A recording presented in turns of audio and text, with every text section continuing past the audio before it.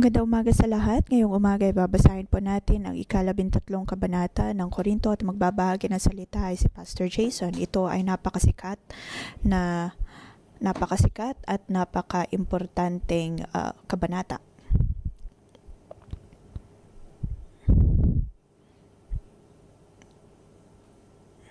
O kaya marami na rin sa mga kahit hindi pa Kristiyano ang alam ang tungkol sa kabanatang ito. Tungkol na ang pag-ibig ay matyaga, magandang loob, hindi maingkiting. Tulad ng kung paano nababanggit din ni Hebreo ang tungkol sa pananampalataya. Ngunit sa pagbabasa ko po ng kabanatang ito, dapat po nating isipin ang konteksto na ito ay para sa iglesia sa Korinto. Naroon ang napaka-espesyal na iglesia. Ito ay napakaganda at puno ng kaloob na uri ng iglesia. Puno ng mga tao na marunong makipag-usap, makipag-ugnayan. Ngunit puno rin ng immoralidad pagdating sa sexualidad.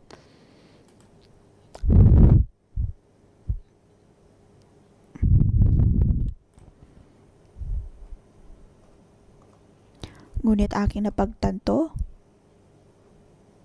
na may mga pagkakataon na sa mas madaming maraming uri ng problema sa isang iglesia ay mas madami ding paraan upang ang Diyos ay kumilos. Sa chapter 12 ay nabanggit po ang tungkol sa iba't ibang mga kaloob. Doon sinasabi na ang lahat ay mahalaga, ang bawat isa ay mayroong kanya-kanyang kaloob o kaya'y talento. Walang mas magaling, walang hindi mas magaling.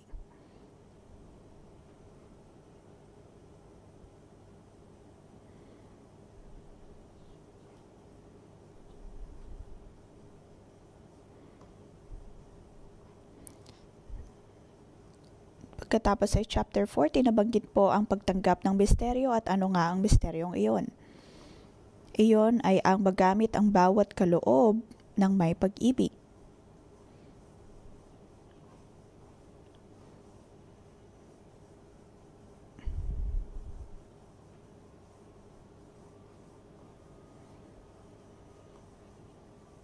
Ang mga kaloob na ito ay dapat na magamit ng may pag-ibig.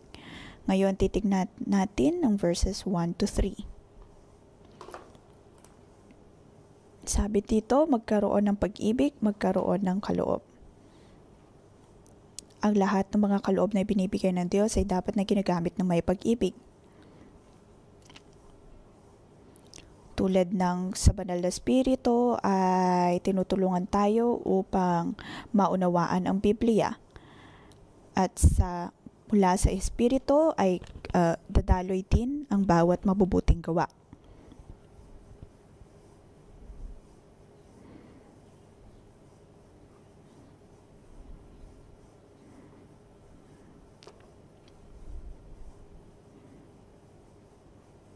Dito nabanggit po ang tungkol sa pag-ibig at mga kaloob.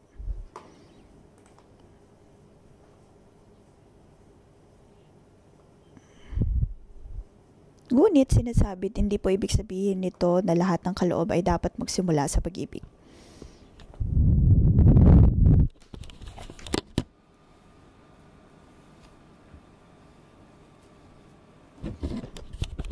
Sabi sa verse 1, makapagsalita man ako sa mga wika ng mga tao at mga anghel kung wala naman akong pag-ibig, para lamang akong kampanang umaalingaw-ngaw o pompyang na maingay.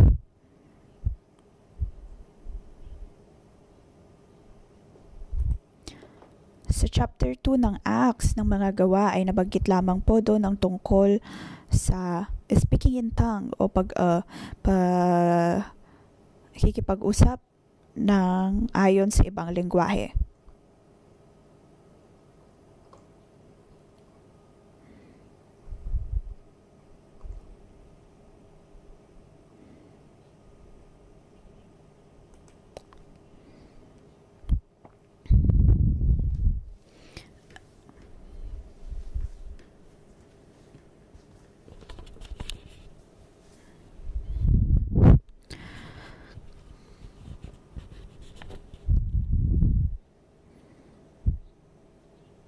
kay Juan Bautismo na tunton niya ang pinakamataas na uri ng kanyang paglilingkod nang siya'y 70 taong gulang at kanyang nakitang mga anghel. At ang bawat kaloob na binibigay sa atin ng Diyos ay maaaring umabot sa punto kung saan madidinig o kaya ay makakapagsalita rin tayo ayon sa wika ng tao at ng mga anghel. Ngunit sabi po dito sa verse 1 of verse 2, kung ako man ay may kakayang magsalita na mensahe mula sa Diyos at umunawa sa lahat ng hiwaga, kung nasa akin man ang lahat ng kaalaman at lahat ng pananampalataya, ano pat nakakapagpalipat ako ng manggudok? Ngunit wala naman akong pag-ibig, wala akong kabuluhan. Kung ang isang tao ay nakakagawa ng mga bagay-bagay ayon sa pananampalataya, ngunit walang pag-ibig, darating pa rin sa pagkakataon na sila ay gagawa ng masama.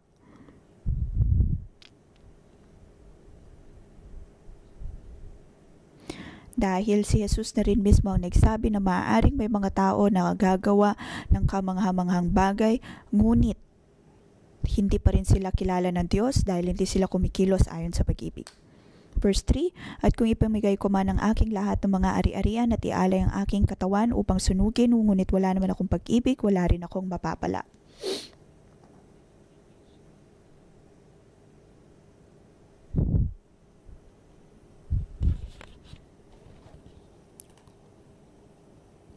Ang tatlong bagay na po ito ay maaaring magawa ng tao ng walang pag-ibig, ngunit sinasabi dito ng lahat ng ito ay walang kabuluhan kung walang pag-ibig. Mga kaloob man, kapangyarihan, o kaya mga mabubuting gawa, ang lahat ng ito ay dapat na dumadaloy ayon sa pag-ibig.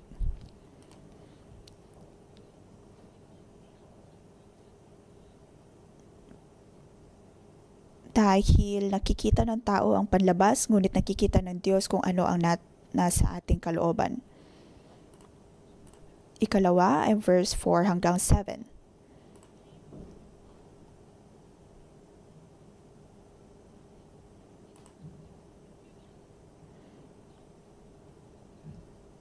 Nandito po ang iba't ibang kategorya ng pag-ibig. Ang pag-ibig ay matiyaga at magandang loob. Sinasabi po dito kung ano ang pag-ibig. At sinasabi din kung ano ang hindi po ayon sa pag-ibig. Hindi magaspang ang pag-uugali, hindi makasarili, hindi magagalitin, o mapagtanim ng sama ng loob sa kapwa. At ano ang hindi ginagawa ng pag-ibig? Yun ay nasa verse 5.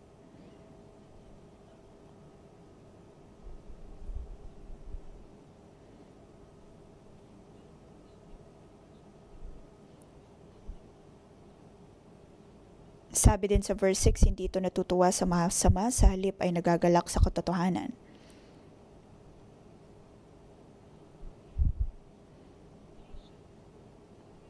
Ngayon, balikan po natin ang verse 4. Ano ang pag-ibig? Ang pag-ibig ay matyaga, magandang loob,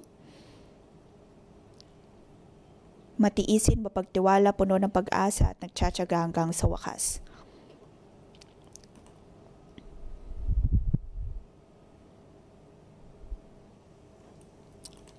Verse 4. Ang pag-ibig ay matyaga at magandang loob. Paano po natin ipapakita ang pag-ibig? Yun ay sa pagiging matyaga. Walang hanggang pagtsatsaga. Matyaga kahit na sa pagtanggi ng tao, matyaga kahit na sila ay hindi sumusunod. Ito ay parang pagpapalaki ng isang anak. Lalo na kung sila ay mga kabataan pa, maaaring sila ay napaka-rebelde. Mamahalin mo sila at kailangan ding harapin ang kanilang pagre-rebelde.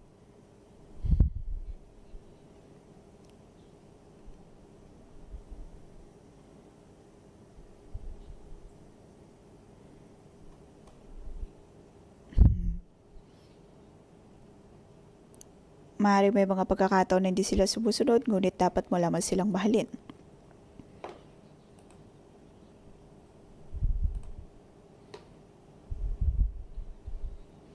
Minsan ay may narinig akong istorya mula sa isang kapatid, kanyang patotoo, ng kanyang anak ay hindi nakikinig sa kanya at tinanong ay kung paano ang ginagawa niya.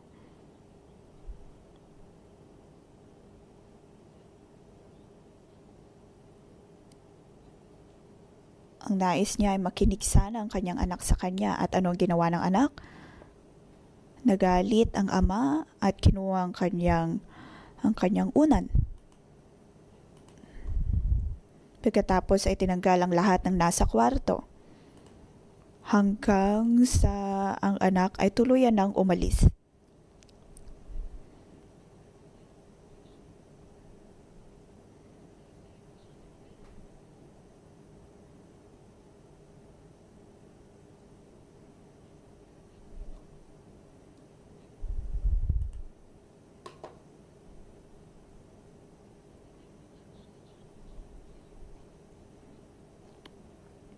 May mga pagkakataon na hinahamon po ang ating uri ng pag-ibig kung talagang mahal po ba natin sila. Ngunit ganun din naman po ang Diyos sa atin. Dahil maging si Pablo ay nakatanggap din ng mga persekusyon o siya mismo ang nagdala ng persekusyon sa iglesia, ngunit tinanggap pa rin siya ng Diyos at binigyan ng ikalawang pagkakataon.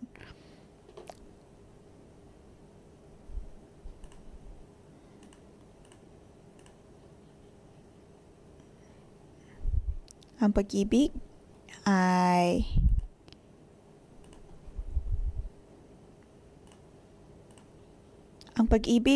ay hindi mainggitin, hindi mayabang o kaya ay mapagmataas.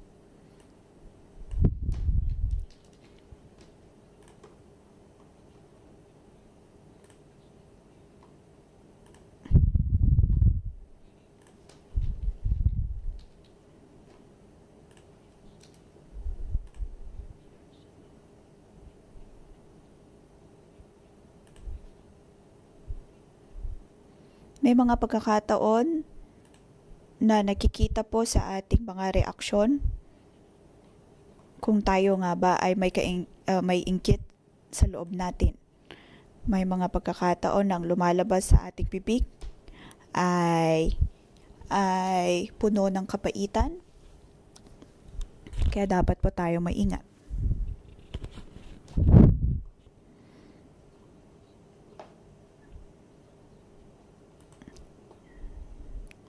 May mga masasalubong tayo, makikilala po tayo mga tao na labis na itinataas ang kanilang mga sarili. At kung kikilalanin mo pa silang maigi, ay doon mo maunawaan na kung tutuusin ay mababa ang kanilang tingin sa kanilang sarili o kaya iilan lamang ang mga taong pumupuri sa kanila. Ngunit dapat nating tandaan na ang pag-ibig ay dalawang paraan.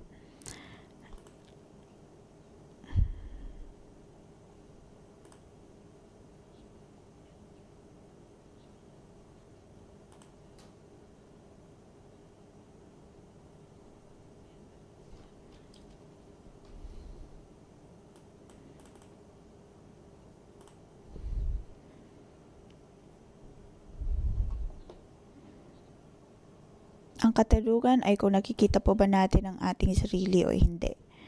Natatandaan ko pa nang ako'y nagtatrabaho. At ako man din ay makasarili. Laging itinataas ang sarili. At kung ano man ang nangyayari sa loob ng opisina, maganda man o hindi, ay wala akong pakialam. Dahil ang tanging pinapakilaman ko lamang ay kung iyon ba ay may kinalaman sa akin o hindi. May benepisyo bang magagawa sa akin o hindi.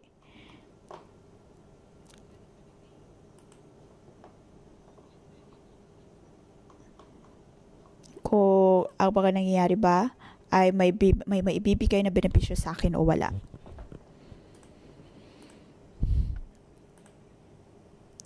Kaya lagi ko iniisip kung may mga bagay na nangyayari sa loob ng opisina, iyon ba ay mayroong benepisyo sa akin o wala? Ngunit noon ay hindi ko pa kilala ang Diyos. At ngayon sa aking pagbabalik tanaw, ako nga ay napaka makasarili.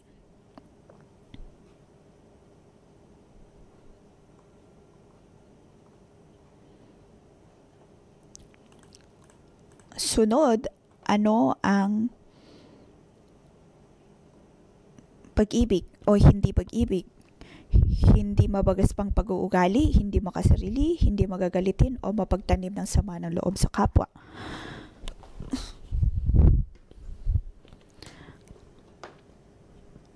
Atin po dapat sinisiyasat kung ang atin po bang ginagawa ay para po sa iba o para lamang sa ating sarili. Hindi po ibig sabihin nito, sunod ay ang hindi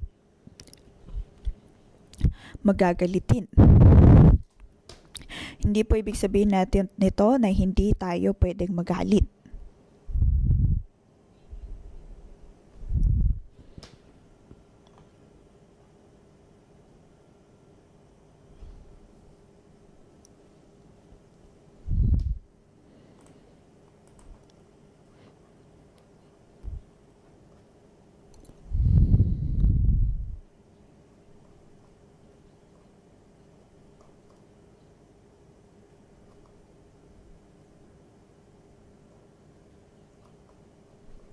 Dati sa pagharap ng kasamaan ng ibang tao, iyon ay aking tatandaan ng napakahabang panahon. Ngunit kalaunan ay mayroon akong boss na binago ang aking perspektibo at tinuruan ako na makita na ang tao ay maaaring magbago. Manampalataya o kaya maniwala na ang tao ay mayroong tsansang magbago. May mga pagkakataon na kung tayo ay nasa piling ng ating mga kaibigan, maaaring tayo ay sumobra. Pagkatapos sa puso natin tayo ay magsisisi. Pagkatapos kung lumagpas tayo sa ating hangganan ay mahihirapan din tayo. Dapat po nating tandaan na ang tao ay mayroong tsansa na magbago.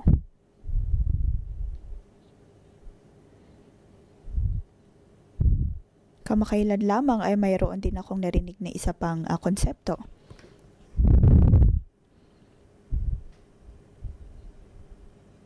Na kung ang isang boss ay pinagalitan ka o kaya pinagsabihan ka, maaari iisipin mo yon o bibitbitin mo yon ng buong araw.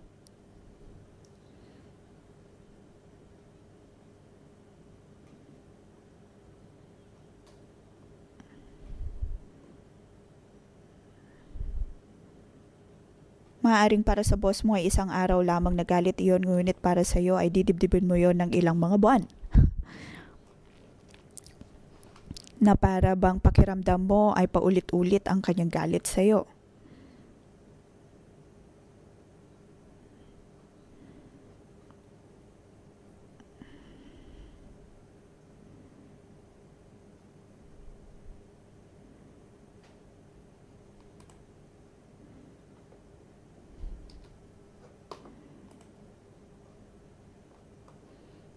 Kaya naman mahalaga ang konseptong ito pagdating sa pag-ibig.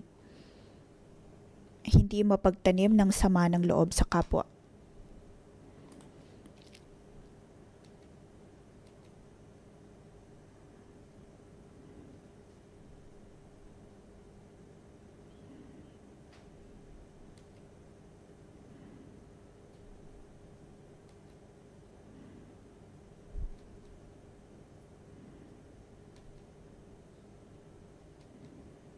May mga ilan po tayong kapatiran na naiibitahan sa pagbibigay ng kanila mga buhay patotoo.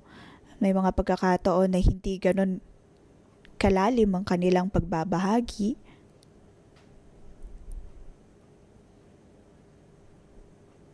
Ngunit sa ating iglesia ay marami pa ring mga patotoo na napakalalim. Ngunit maaaring mabilis din natin itong makalimutan.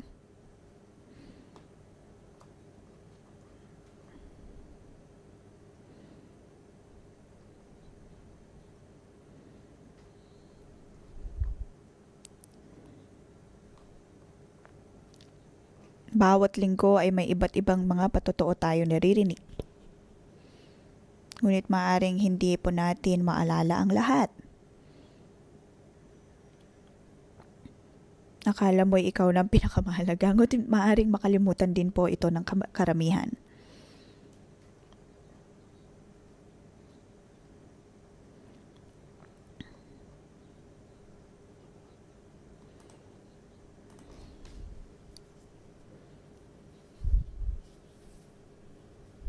Ngunit kung ikaw ang uri ng tao na maalala mo ang lahat, ikaw ay magaling. At ganoon din po pagdating sa kasamaan na ginawa sa atin ng ibang tao. Maaaring ang ilan dito ay dapat na nating pakawalan din. Ito ay upang maging mas masaya po tayo.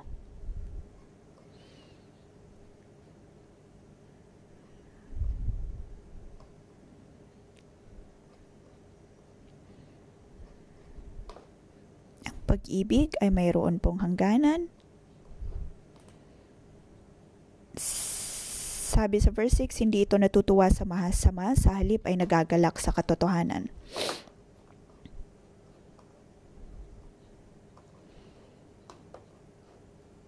Minsan ay may nakausap akong kapatiran tungkol sa stock.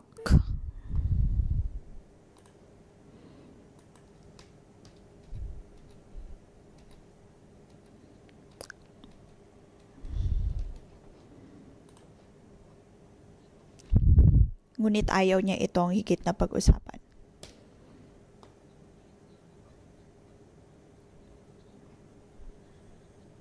Ngunit laging may hangganan.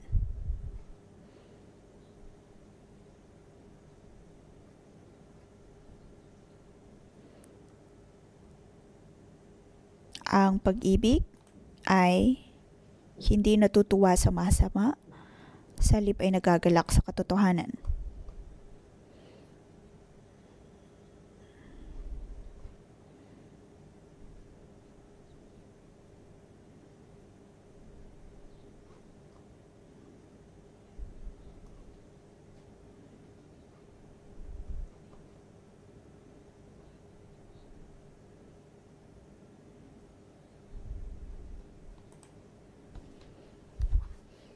Mayroon tayong pag-asa dahil ang Diyos ay mayroon ding pag-asa pagdating sa tao. Ang pag-ibig ay matiisin, mapagtiwala, puno ng pag-asa at nagtsatsaga hanggang wakas. Ang pagiging matiis na to, pagiging matiisin na ito ay ang pagiging matatag sa kabila ng mga pagsubok o kaya ay panunupil ng iba. Ito ang pag-ibig. Ito po ang paraan kung paano dapat natin tingnan ang pag-ibig sa iba't ibang anggulo.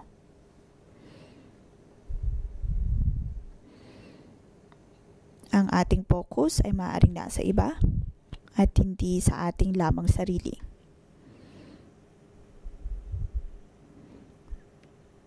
At kung ano man ang naiisip natin ay para po sa kapakanan ng buong komunidad dahil alam na ang nais natin ay ang para sa ikabubuti ng lahat. Verse 8 to 10. Ang pag-ibig ay walang hanggan. Ang pag-ibig ay kailanman hindi nabibigo. Ang pag-ibig ay walang katapusan. Ang pag-ibig ay gumagawa ng kamangha-manghang bagay.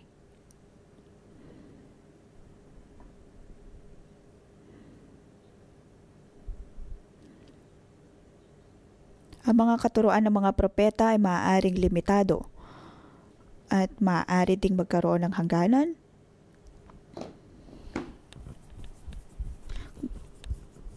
Ngunit pagdating sa punto na tayo ay harap sa Diyos, ang lahat ay magiging klaro.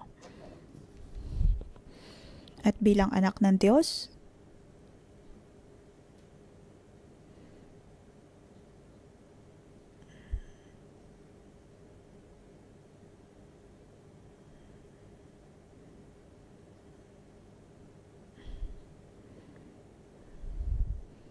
maaring sa atin ay para tayong hindi ganap o tuluyang ganap pa.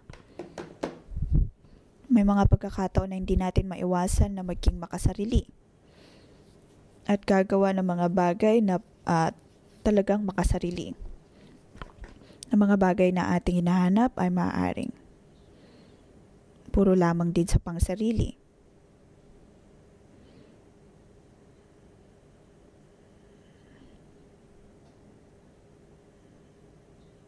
Ngunit ang atin pong perspektibo ay dapat na magbago.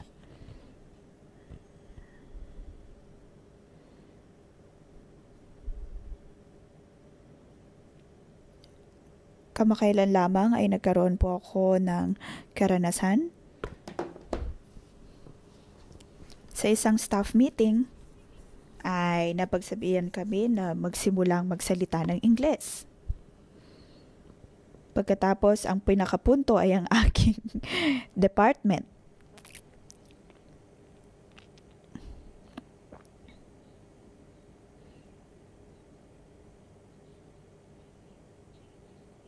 At sa unang gawain ay talagang tinutuon ko ang aking atensyon sa English translation.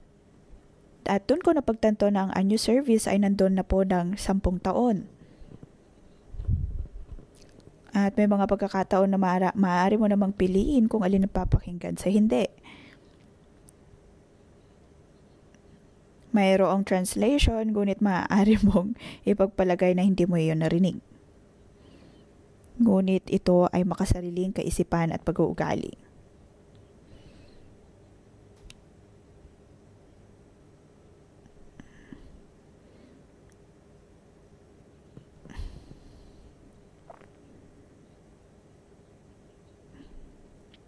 Ganito po ang pagiging makasarili. Tinitingnan lamang natin kung ano ang nais natin. Maaaring papasok ito sa ating tenga, ngunit maaari po din nating pigilan o i-filter. Ganito po tayo.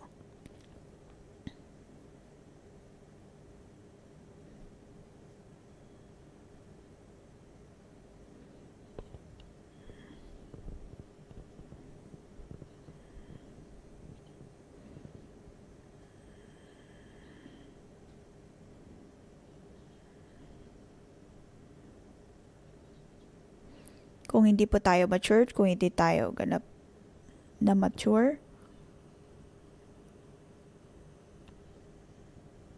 ito po ay hindi magiging maganda.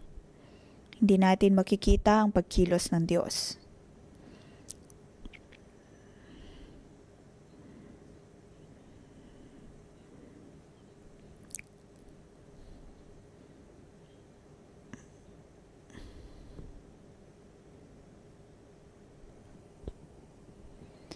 Kamakailan lamang ay mayroon po akong pakiramdam na sa kinabukasan ay mayroon pong isang bagay na magiging aktibidad.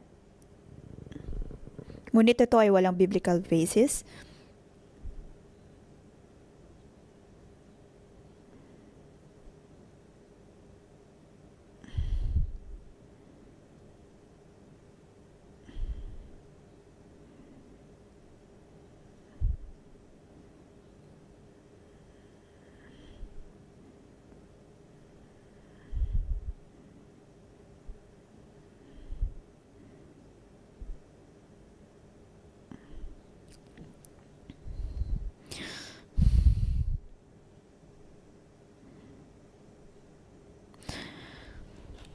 Dapat po nating sampalatayanan ng Diyos at magkaroon din ng tiwala sa tao.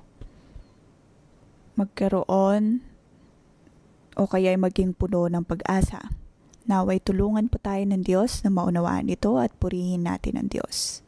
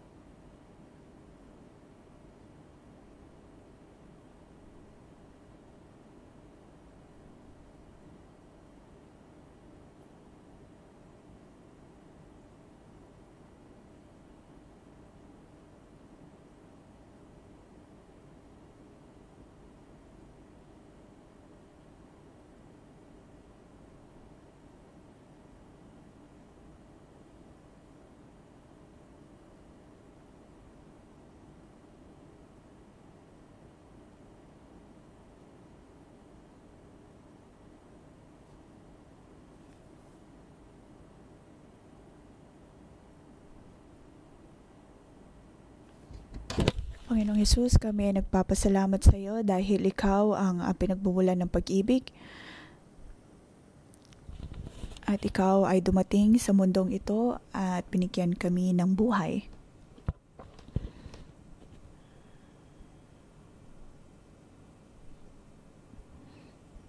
Tinulungan mo ang bawat isa sa amin, Panginoon, pinupuri ka namin at pinapasalamatan.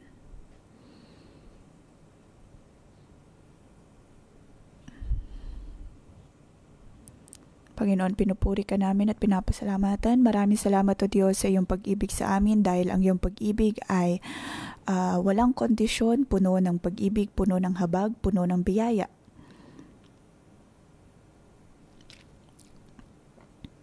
Patuloy mo kaming niyayakap at tinutulungan. Maaring sa loob namin o Diyos ay napakaraming mga kabaluktutan, ngunit tinutulungan mo kami. At kami nga'y makakalabas sa aming kahirapan. At nabibigyan ng pagkakataon na makadulog sa iyo. Panginoon, pinapasalamatan kita ng aming buhay. At dahil sa iyo na kami ay nakakaranas ng pag-ibig, tinuturuan mo kami kung paano din ang magmahal.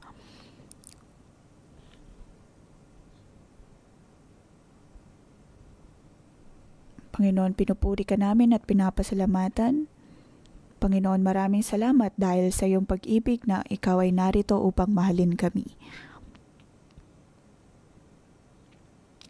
Pinaranas mo sa amin kung paano ang magkaroon ng tunay na pag-ibig.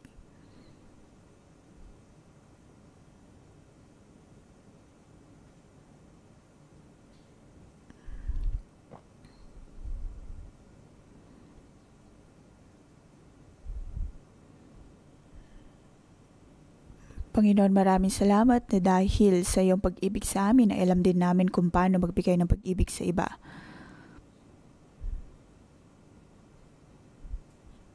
Panginoon, maraming salamat.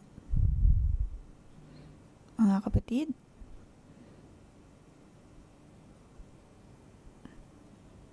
maaaring may iba sa atin na pakiramdam natin ay mahal na mahal natin ang ating mga anak, ngunit sa mas malalim nating pagkilala sa Diyos, kung tutuusin ang pag-ibig na ating ibinibigay ay maaaring mahirap para kanilang tanggapin. Na kung tutuusin sa aking sariling buhay ay para din akong bata. Dahil ginagawa ko lamang ang aking nais. Hindi inuunawa ng tunay ang aking mga anak.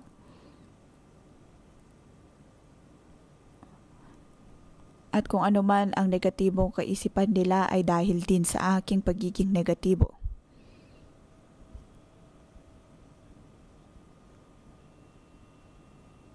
Tayo po ay dumulog sa Diyos.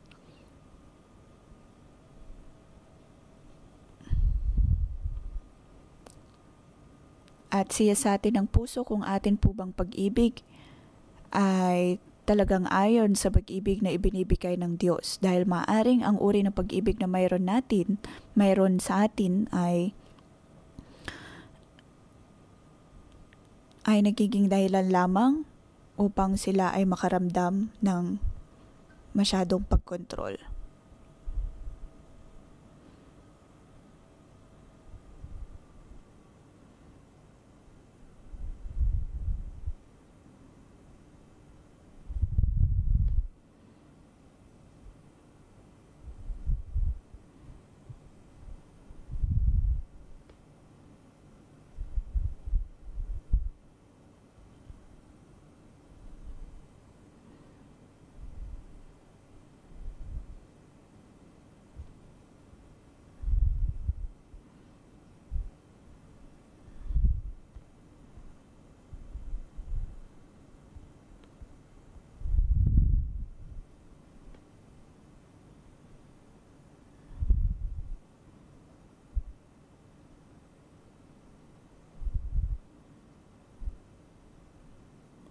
Panginoon, naway patawarin mo kami na sa tuwing nakikita namin ang aming mga minamahal May mga pagkakataon na akala namin ay maganda ang aming ginagawa.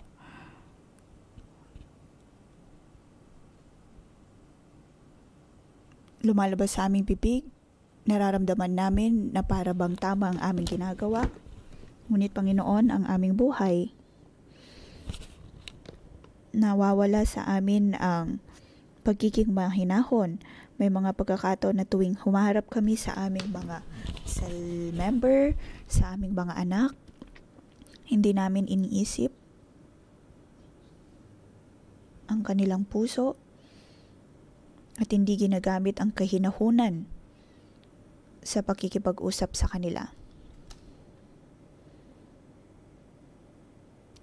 Panginoon, ang pag-ibig na ito ay nagiging dahilan para ang aming mga anak, ang aming mga cell member ay masasaktan. Panginoon, patawarin mo kami.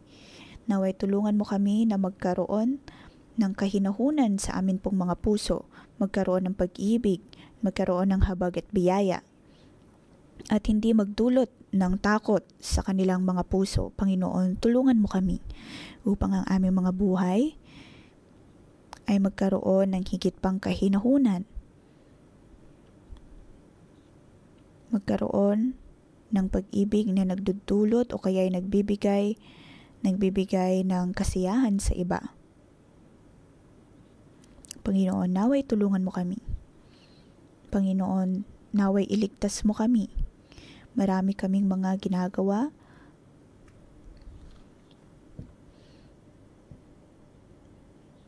nakakapagturo, nakakapaggawa ng propesiya, o kaya ay nagtuturo ayon sa kaalaman, ayon sa pananampalataya.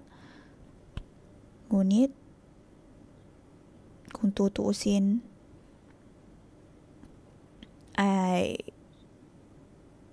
may mga pagkakataon na hindi ito ayon sa pag-ibig. Panginoon, para kaming mga bata.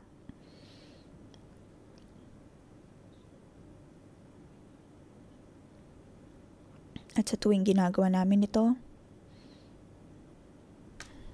hindi namin tuluyang nauunawaan ang iyong puso.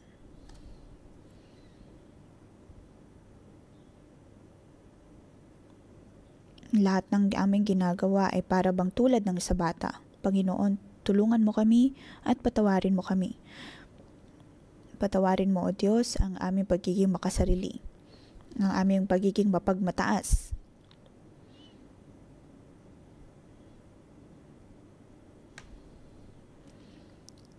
Panginoon, tanging dahil lamang sa iyong pag-ibig na kami din ay matutong makapagmahal ng iba.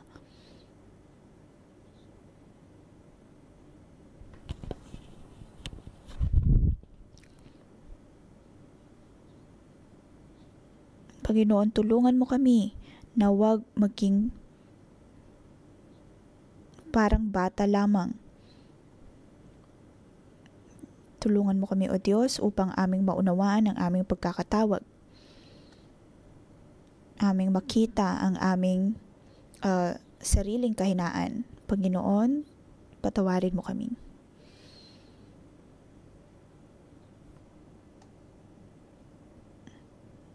Panginoon, pinupuri ka namin at pinapasalamatan sa amin pang mga anak, sa aming mga cell member, sa aming mga minamahal.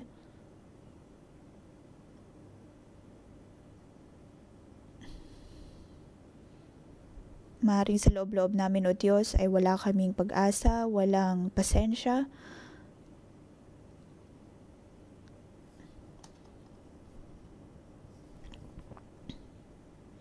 May mga pagkakataon na kami ay nawawala ng pag-asa.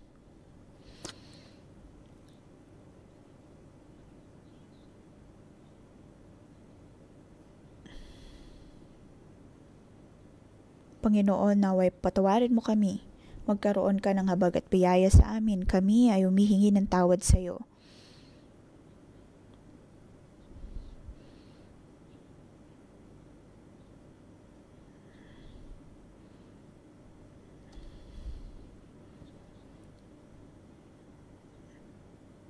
Panginoon, naway Lukaban mo kami ng iyong banal na espiritu at ng iyong puso.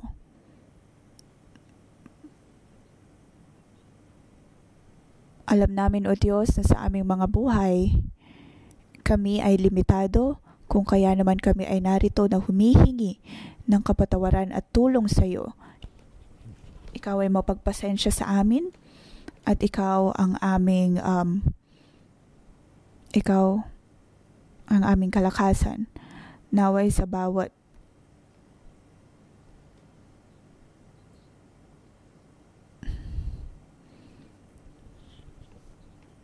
Panginoon, kami ay umaasa sa iyo. Dahil ikaw ang Diyos na nagbigay sa amin ng kalakasan. Panginoon, tulungan mo kami na magkaroon ng sapat na tiwala.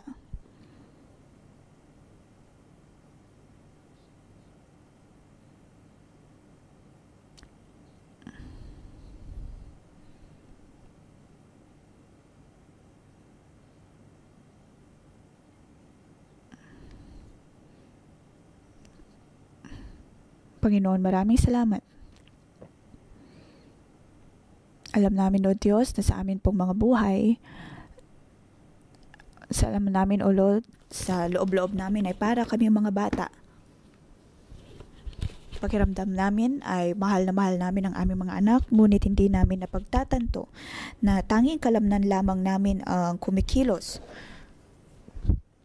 Kaya nagiging dahilan ito upang magkaroon sila ng supresyon at pakiramdam nila ay sila ay aming kinokontrol. At may mga pagkakataon din na aabot kami sa punto na para na kaming walang pakialam at walang hangganan. At hinahayaan lamang sila na gawin ang kanilang nais. Alam namin, O Diyos, na ito ay uri ng kabaluktutan. Kung kaya naman, O Diyos, patawarin mo kami. Naway magkaroon ka ng habag at biyaya sa amin. Tulungan mo kami, O Diyos, na makita ang iyong uri ng pag-ibig at nang mapadaloy ito sa aming mga minamahal.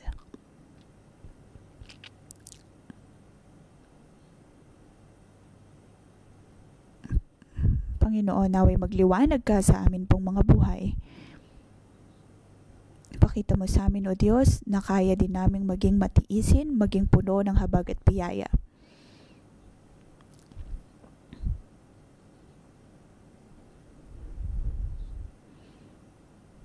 Sa mga pagkakataon na tayo po ay nanghihina at hindi natin alam kung anong gagawin, lalo na pagdating sa tamang pag-ibig sa tao, tamang pag-ibig sa Diyos, tayo po ay manalangin at tumulog sa Panginoon. Panginoon, hindi kami nagmamahal ng ayon sa tama, wala kaming sapat na pag-ibig. Hindi namin alam, O Diyos, ang tamang uri na pag-ibig na aming ibibigay, ikaw ay kailangan namin.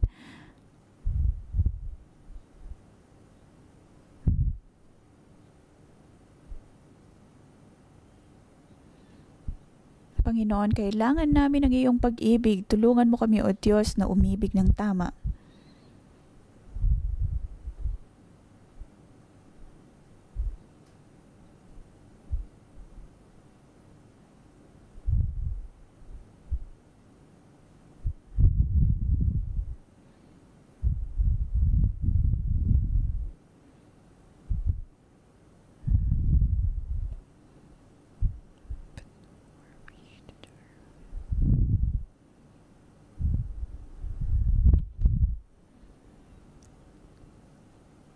Banal na Espiritu, naway ibuhos mo ang pag-ibig ng Diyos sa bawat isa sa amin.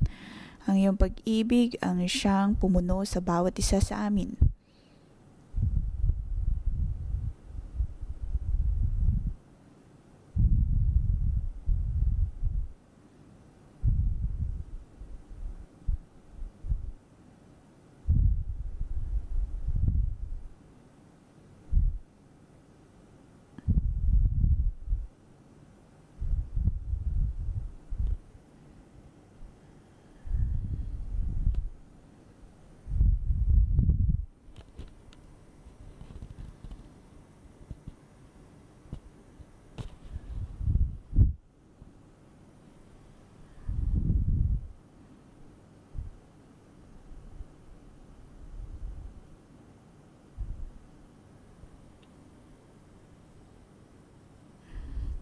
Sinasabi po dito sa salita ng Diyos na ang pag-ibig ay hindi mayabang,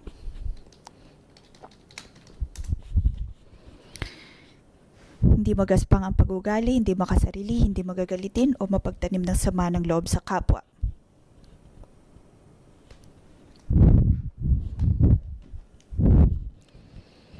Unang bagay na dapat po natin gawin ay purihin ang iba.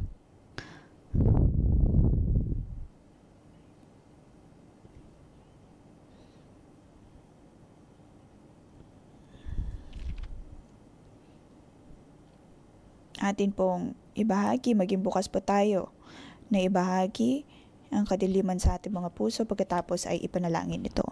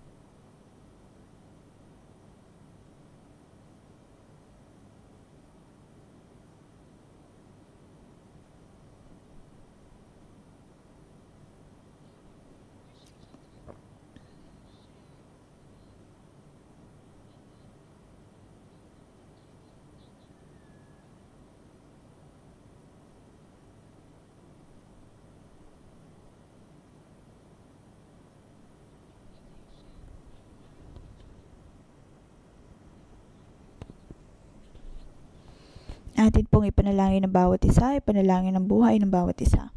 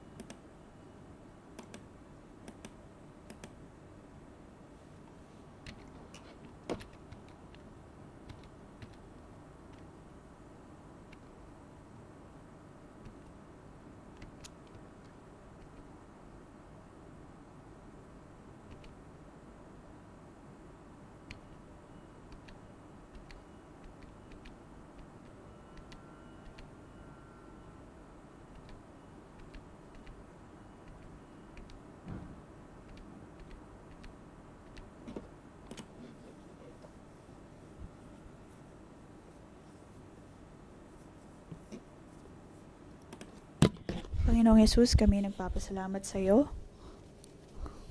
Ang iyong pag-ibig ay hindi lamang nagbibigay ng kalakasan sa amin, ngunit ginagamit din ang pag-ibig na ito upang kami ay makapanumbalik sa iyo.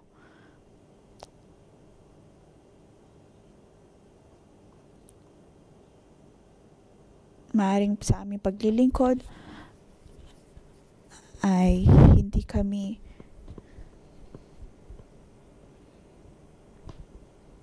mga pagkakataon na bubuhay kami ng masyadong mataas sa tingin sarili, ngunit Panginoon, tulungan mo kami na manumbalik sa kung ano man ang nais mo para sa amin. Panginoon, maraming salamat sa aming mga otoridad. Sa aming mga otoridad na nagiging dahilan o kaya ay tumutulong sa amin. Sila ang aming modelo pagdating sa pag-ibig.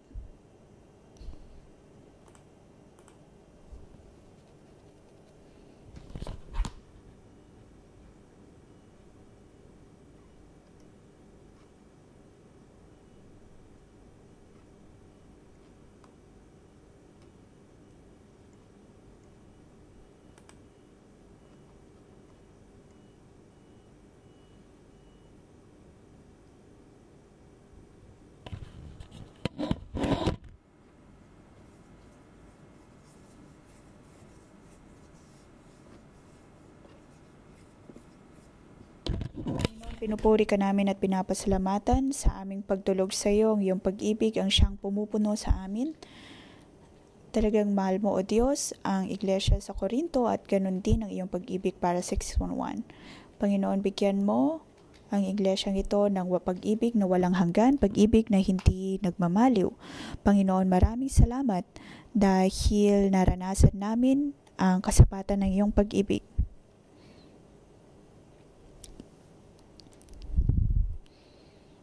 Panginoon, maraming salamat na ikaw ay napakatyaga sa pagharap sa amin at lagi kaming pinupuno ng habag at biyaya.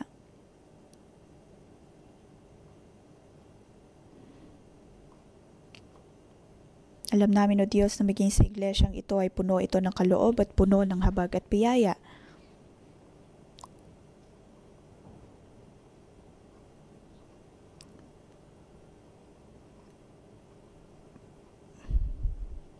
Panginoon, maraming salamat na binigyan mo kami ng mga kaloob. Panginoon, maraming salamat.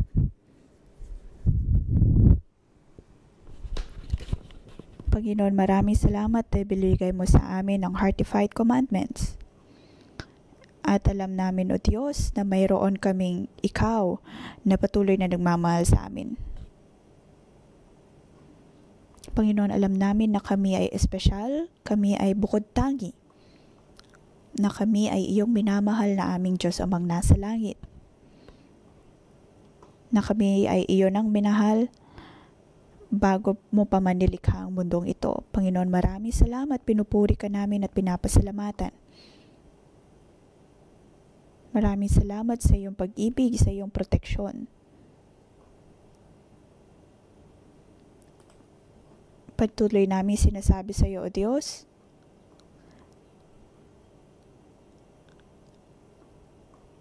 na kahit na kami ay gumagawa na ng masama, ngunit ganun pa rin ang pinamahal at tinatanggap mo kami. Patuloy mo kaming tinatanggap at niyayakap.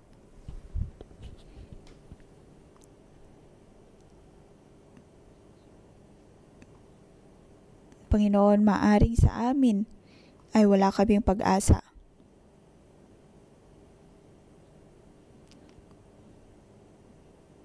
Atin pong ilagay ang ating kamay sa ating mga puso. Sabihin natin sa Diyos, Panginoon, ako ay naniniwala sa iyo. At ako ay umaasa sa iyo. Panginoon, ang iyong perspektibo ng pag-ibig, naway magkaroon ito ng ugnayan sa aming mga paningin.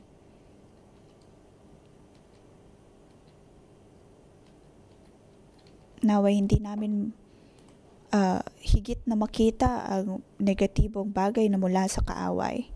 Panginoon, nakikita ka namin. Panginoon, nakikita ka namin.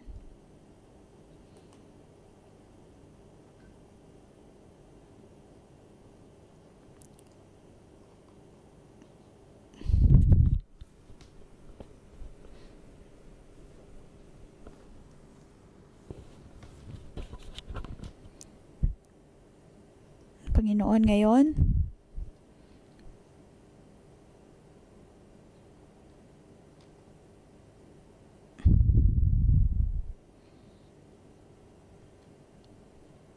Panginoon, ikaw ang patuloy na nagliliwanag sa amin. Tulungan mo kami, O Diyos, na mamuhay ng ayon sa iyong kalooban,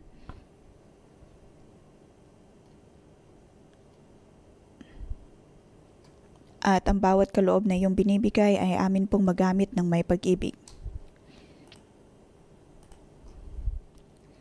Panginoon, ngayon tinatanggap po namin ang iyong pag-ibig. Amin pong tinatanggap ang iyong pag-ibig na kailanmay hindi na magmaliw at hindi nawawala sa aming mga buhay. Panginoon, ang mga bagay na wala kami, ikaw ang magdagdag nito sa amin. Ikaw muna ang unang nagmahal sa amin.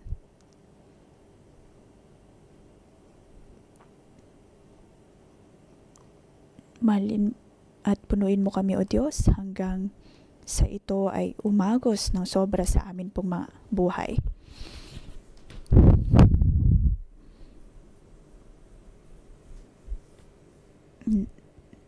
Naway mabitbit po namin ang bawat kaloob na ito. Mga kapatid, atin pong ipagpasalamat sa Diyos ang bawat kaloob na binibigay ng Diyos sa atin. Ang lahot ng ito ay dapat nang gamitin ng may pag-ibig.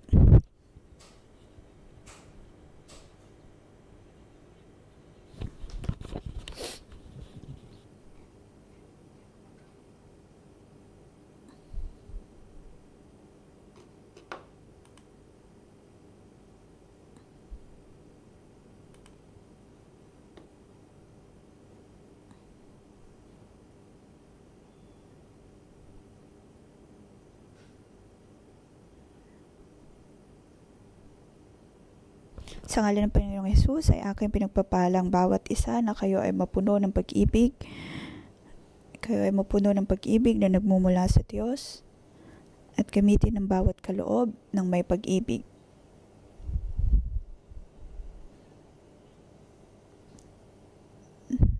Na kahit pa sa panahon na hindi kayo napupuno ng pag-ibig, ang pag-ibig pa rin ng Diyos ang patuloy na dumaloy.